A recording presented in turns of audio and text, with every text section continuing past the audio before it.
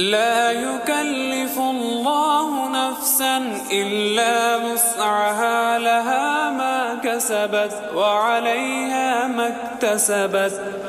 ربنا لا تؤاخذنا إن نسينا أو أخطأنا، ربنا ولا تحمل علينا إصرا